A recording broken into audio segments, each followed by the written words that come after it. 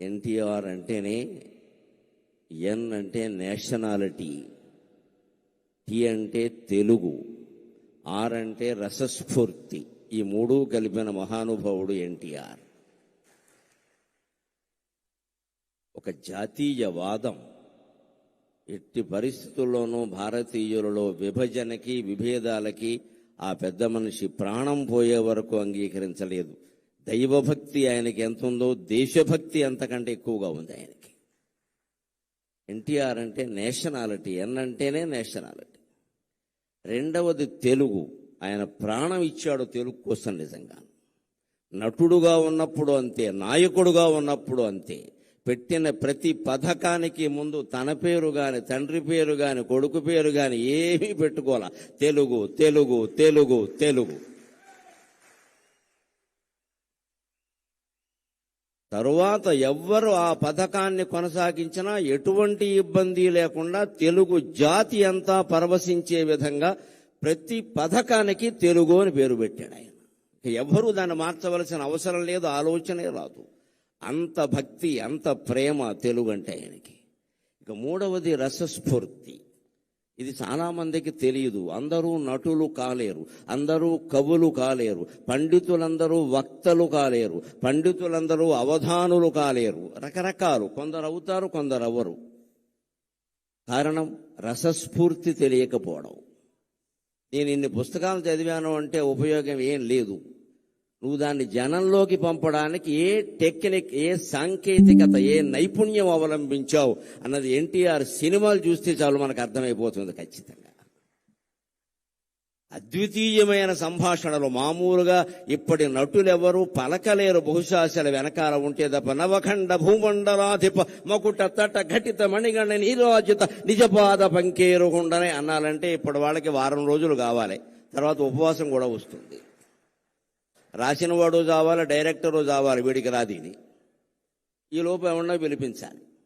ఇటువంటి సంభాషణలు పేజీల కొద్దీ ఉండే వాటిని ఆ మహానుభావుడు ఒక్కసారి చూసి, నేను చెబుతా, మీరు అక్కడ కూర్చోండి, కాస్త టీ తాగండి అని చెప్పి ఆయన టీ తాగేలోగా ఈయన కంఠస్థం చేసి మొత్తం చెప్పేసేవాడండి. అది ఎన్టీఆర్ అంటే, అది ఎన్టీఆర్ అంటే. ఆ రసస్ఫూర్తి. నీకు విద్య తెలియగానే ఉపయోగం లేదు. ఇవాళ యువతరం ప్రత్యేకంగా నేర్చుకోవాలి. నేను బీటెక్ చదివా, ఎంటెక్ చదివా, ఏదో చేశాను కాదు. నీ విద్యని జనంలోకి పంపించే విధానం నీకు తెలియాలంటే ఎన్టీఆర్ నటించిన ఒక్క సినిమా చూసినా నీకు ఉద్యోగం వస్తుంది. ఖచ్చితంగా నీకు ఉద్యోగం వస్తుంది. ఒక ఇంటర్వ్యూలో ఎలా మాట్లాడాలి, ఒక ప్రజాసభలో ఎలా మాట్లాడాలి, మైకు ముందుంటే ఎలా మాట్లాడాలి, మైక్ ఏమీ లేకపోతే ఇంట్లో తలుపేసి అర్ధాంగితో మాట్లాడితే ఎలా మాట్లాడాలి, దేనికి దానికి తేడాలు ఉంటాయి. అవన్నీ ఎన్టీఆర్ సినిమా చూస్తే తెలుస్తాయి, ఎంత ఆశ్చర్యకరంగా ఉంటుందో. అది రసస్ఫూర్తి. రాముడు కృష్ణుడు వేయడానికి ఆయనకంటే ముందు లేరా, ఆయనకంటే తరువాత లేరా, కానీ ఆ పాత్రలని జనంలో ముద్ర పడిపోయేలా చేయగలిగాడు అంటే రామునిలో ఉండే రసస్ఫూర్తిని, కృష్ణునిలో ఉండే రసస్ఫూర్తిని, ప్రతినాయక పాత్రల్లో ఉండే కూడా రసస్ఫూర్తిని జనానికి అందించగలిగిన ఏకైక నటుడు ఎన్టీఆర్. ఏకైక నటుడు ఎన్టీఆర్.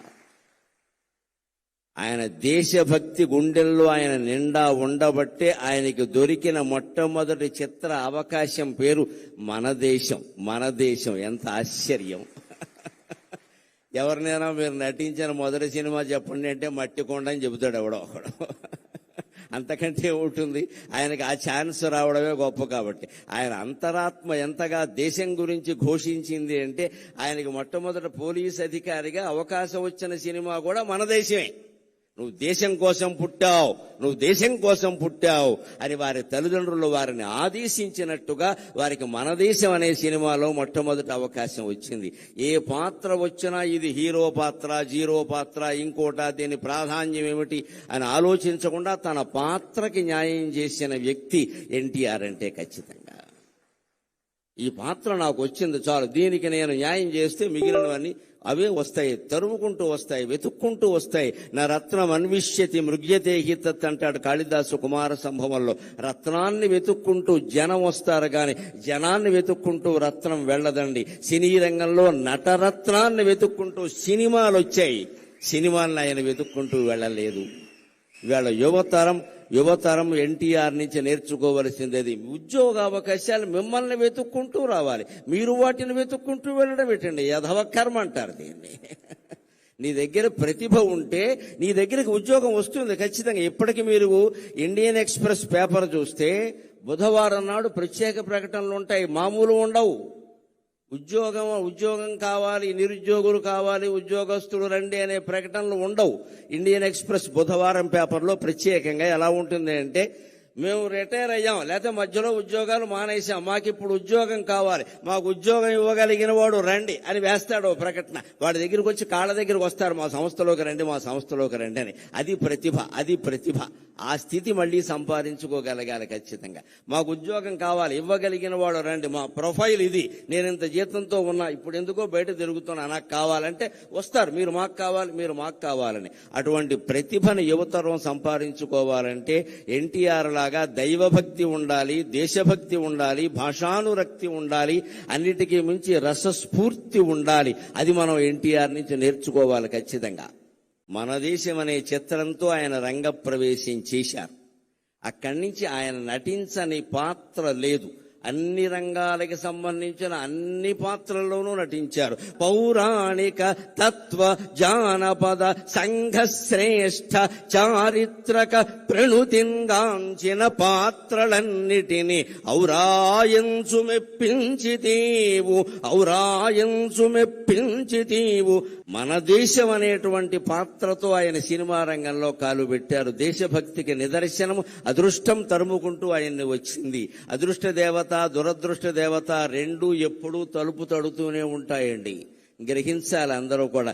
రెండూ తలుపు తడుతూనే ఉంటాయి. కాలింగ్ బెల్లకి మంచి చెడ్డ తెలీదు, ఎవరు నొక్కినా మోగుతుంది. కానీ అదృష్టానికి దురదృష్టానికి తేడా ఏమిటంటే, అదృష్ట దేవత తలుపు కొడుతుంది, నువ్వు వెంటనే తీయకపోతే వెళ్ళిపోతుంది. శని దేవత ఉంది, తలుపు కొట్టి అక్కడే జుట్టు విరబోసుకుని నూనె రాసుకోకుండా కూర్చుంటుంది. నువ్వు తీసే వరకు కూర్చుంటుంది. అర్ధరాత్రి తీస్తే అర్ధరాత్రి వస్తుంది ఖచ్చితంగా. ఎందుకంటే నిన్ను పట్టుకోవాలని దానికి ఆసక్తి. గ్రహించుకోవాలి. అదృష్టం తలుపు తట్టినప్పుడే మనం తలుపు తెరవాలి ఖచ్చితంగా. అవకాశాలు ఎలా ఉంటాయంటే, యువతరం కోసం ఓ మాట చెబుతా. అవకాశాలు ఏసీ తలుపులు లాంటివి, మన వెనకాలే మూసుకుపోతూ ఉంటాయి. జాగ్రత్త పడాలి. ఏసీ తలుపులు చూడండి, ఏసీ గదిలో మనం ఇలా రాగానే మూసుకుపోతుంది మన వెనకాలే. కొన్ని అవకాశాలు మన వెనకాలే మూసుకుపోతాయి. అది వచ్చినప్పుడు మనం అందుకోవాలి, కానీ మనం అందుకునే వరకు అది ఆగుతుందంటే ఆగదండి. అవకాశం అదృష్టం లాంటిది. ఆయన నిరంతర కృషి, నిరంతర గ్రంథ పఠనం ముఖ్యంగా చాలా మందికి తెలుసో తెలియదు, ఆయన విశ్వనాథ సత్యనారాయణ గారి శిష్యుడు.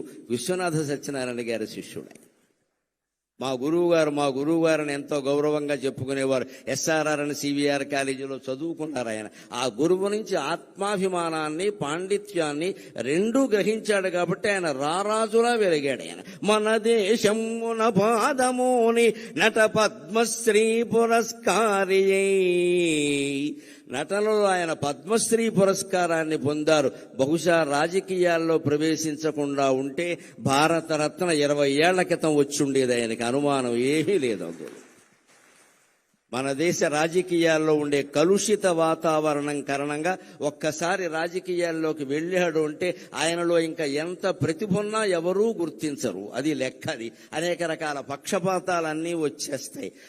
అందువల్ల రాలేదు తప్పితే ఇప్పుడు ఎవ్వరూ అడగవలసిన అవసరం లేకుండా యావత్ భారతానికి ఆయన రత్నమే, అనుమానమేం లేదు, అందులో అనుమానమేం లేదు. పోనీ మహాభారతం తెలుసుకున్నా మహాభారతంలో ఆయన ధరించిన పాత్ర లేదు. ఆ రకంగా కూడా భారతరత్నమే ఆయన. ఆ రాజకీయాల్లో చేరడం కారణంగా పద్మశ్రీతో ఆగిపోయాడు, కానీ లేకపోతే ఏ బిరుదైతే సరిపోతుందండి ఆయనకి.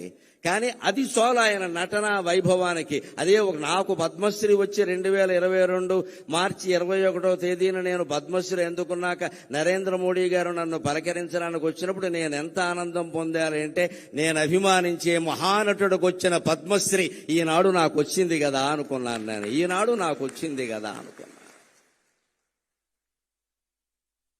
అంత ఆశీర్వచనం, అంత అభినందన ఉద్దేశ్యం కలిగిన వాడు ఆయన. ఆయన అభినందన అంటే ఆశీర్వచనమే, ఆయన ఆశీర్వచనం అంటే అభినందనే, వేరే ఏమీ ఉండదు. నేను ఒక గొప్ప ఉదాహరణ నన్ను ఆయన ఆశీర్వదించింది జరిగింది కొద్దిసేపట్లో చెబుతాను. సినిమా భాషలో చెప్పాలంటే త్వరలో విడుదల అన్ని ముఖ్య కేంద్రాల్లో.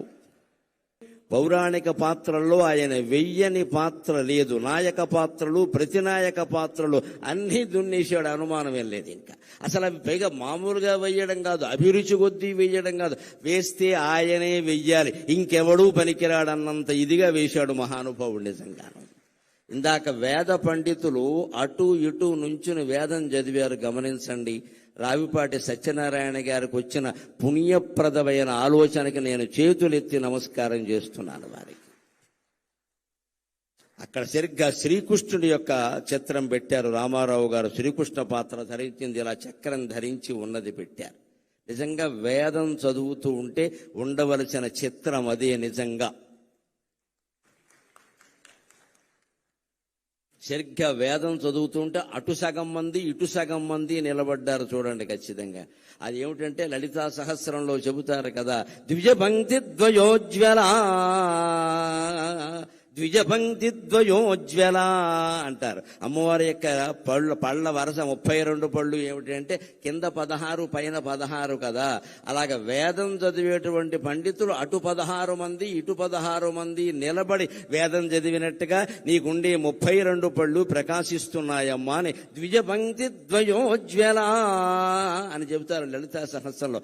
అంతటి దృశ్యాన్ని వేళ పద్మశ్రీ ఎన్టీఆర్ కల్చరల్ అసోసియేషన్ వారు సత్యనారాయణ గారి నాయకత్వంలో మనకు ఎలా చూపించారు అంటే, ఎన్టీఆర్ శ్రీకృష్ణుడిగా కనిపించేలా చేసి అటు ఇటు ద్విజపంక్తి ద్వయోజ్వల అనేటువంటి దృశ్యాన్ని మనకి సాక్షాత్కరింపజేశారు. నిజంగా మన సంస్కృతిని నిలబెట్టుకోవాలంటే ముందు వేద పండితుల్ని పిలవాలి, వేదస్వస్తి చేయించాలి, కనీసం 5-10 నిమిషాలైనా చేయించాలి. సంప్రదాయం తెలిసిన వాడిని కాబట్టి చెబుతున్నా, ఏవైనా అశుభాలు మీ ఇంట్లో జరుగుతాయి జాతకం ప్రకారం అనేటువంటి అనుమానం మీకు ఏదైనా ఉంటే 4 ఘనపాఠీలను పిలిపించి హాల్లో వేదస్వస్తి చెప్పించండి అమ్మా.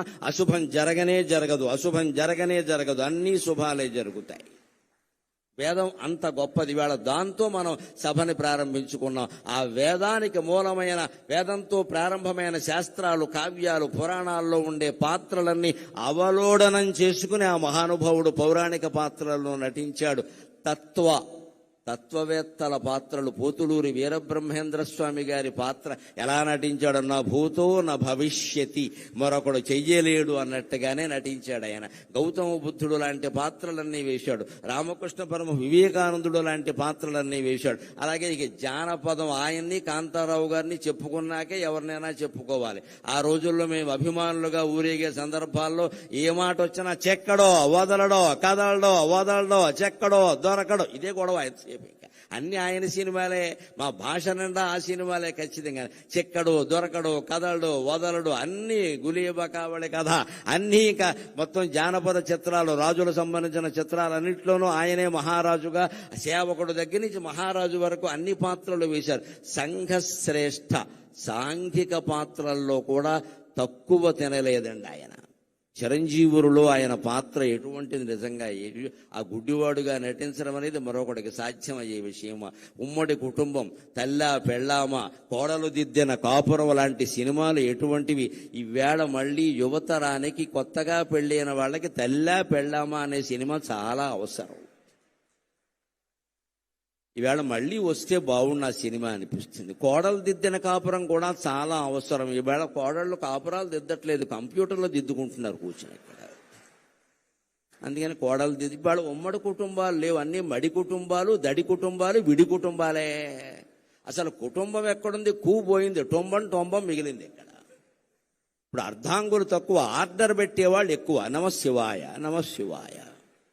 అర్ధాంగం ఎందుకంటే ఆర్డర్ పెట్టడానికి, నేను ఆర్డర్ పెట్టుకుంటా, నీకేమో ఆర్డర్ పెట్టమంటా అంతే. మీకు ఇంకా గుంటూరులో కాపురాలు ఏమైనా ఉన్నాయేమో కానీ మాకు హైదరాబాద్లో కాపురాలు లేవు. హైదరాబాద్లో కాపురం చేస్తున్న దంపతులు కాదు, స్విగ్గీ జొమాటో, అది వాళ్లే కాపురం చేస్తారు.